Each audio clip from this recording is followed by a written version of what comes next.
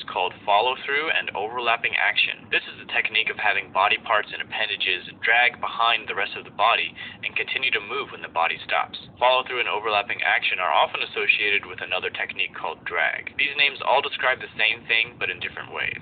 For example, follow-through refers to the way parts of the body continue to move after the body is stopped. Overlapping action describes the offset between the timing of the main body and its other parts. Drag describes the technique of delaying the movement of body parts in relation to the main body. All three of these are basically describing different aspects of the same thing.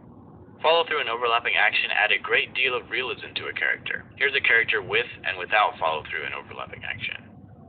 Basically, when the main body moves, the tip of the appendage should be the last to catch up, and when the body stops, the tip should follow through the farthest before settling back. This is true of not just appendages, but the whole body as well. When coming to a stop, often the body will follow through and then come back. Just as a character needs to anticipate his jump, he also needs to follow through his land. Sometimes the extra skin on a character can be treated as a separate entity with drag and follow-through. Similar to squash and stretch, the amount of drag that you give something says something about its mass. The first one is like a TV antenna, while the second one is like a feather. It's usually easier to add the appendages after the animation of the main body is finished. When adding hair, for example, use the previous frame as an indicator of where the hair should be stretched towards. Since it has drag, it should be dragging from where it was in the last frame. In addition, make sure to let the hair follow through when the body comes to a stop.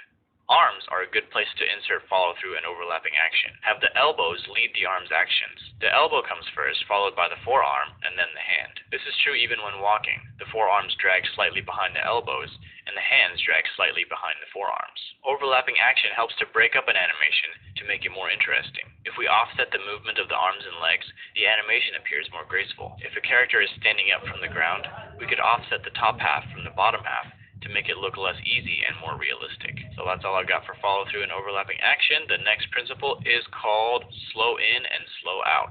Thanks for watching, and I'll see you